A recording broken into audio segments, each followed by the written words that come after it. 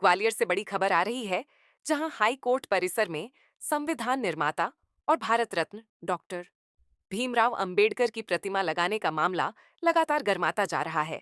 ग्वालियर पहुंचे भीम आर्मी और आजाद समाज पार्टी के नेता दामोदर यादव ने इस मुद्दे पर तीखा रुख अपनाया। अधिवक्ताओं की कड़ी आलोचना की, जो प्रतिमा की स्थापना का विरोध कर रहे हैं।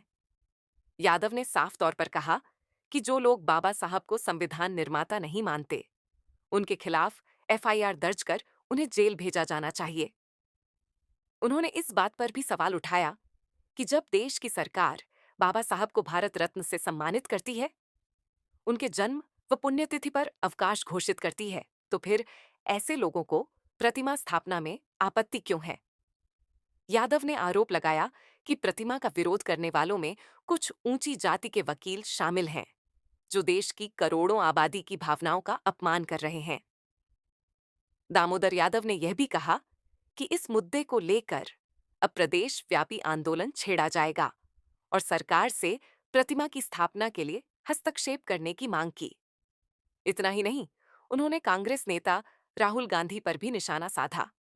उन्होंने कहा कि राहुल गांधी संसद में सामाजिक न्याय की बातें करते हैं, लेकिन ग्वालियर में चल रहे इस मुद्दे पर चुप्पी साधे हुए हैं।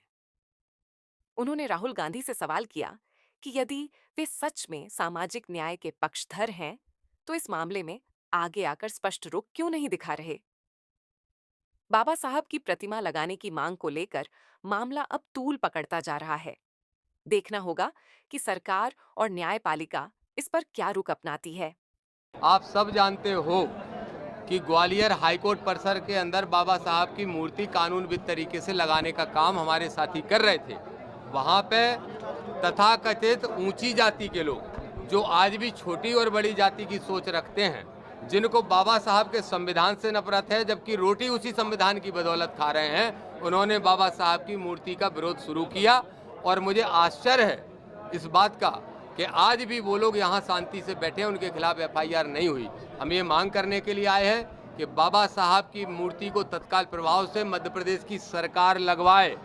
हम लोग लगाने को तैयार हैं, हमारा सहयोग करें, अन्यथा ये आंदोलन पूरे प्रदेश के अंदर छेड़ने का काम हम करेंगे। साथ ही वो वकील जो बाबा साहब को भारतीय संविधान का निर्माता ही नहीं मानते, उन वकीलों पे एफआईआर करके उनको जेल भेजने का काम करें, राष्ट्रद्रोह का मुकदमा लगाने का काम करें। राहुल गांधी जी संसद के अंदर सामाजिक न्याय चिल्लाने का काम कर रहे हैं। सो रहे हैं क्या राहुल गांधी? अगर सामाजिक न्याय की बात करते हैं तो आओ ग्वालियर। मुझे मालूम है, मुझे विश्वास है कि सिर्फ हमारा नेता भाई चंद्रशेखर आजाद जी ही आएंगे, कोई लड़ाई लड़ने नहीं आएंगे, सब नौटंकी करने का काम करते हैं। ये जो BN राव है, इनकी पूरी हिस्ट्री मैंने पढ़ी कल ही, क्योंकि मैंने नाम ही परसों सुना वो वकील के बयान में, तो मुझे पता चला कि BN राव की संविधान बनाने में कोई भूमिका नहीं थी। अगर वो एक बार उसके अध्यक्ष की बात करते, जो उस कमेटी के अध्यक्ष थे, तब भी बात समझ में आती। BN राव को जहाँ ने कहाँ से घसीट के लाए, वो भी जाति, वो भी विधिक सलाहकार सब कुछ हो जाएगा। और जिसने पूरा संविधान लिखा, देश देश घूम के पूरी दुनिया का भटकने के बाद तैयार किया, सब कुछ बाबा साहब ने किया। मैं तो दावे के साथ कहता हूँ कि चलो कोर्ट में लड़ लो इस मुद्दे पे कि संविधान किसने बनाया, लड़ लो। अगर आपको मुंह की न खाने पड़े तो आपको पता चल जाएगा उन वकीलों को, लड़ ले कोर्ट के अंदर। कैसी शर्म की बात है।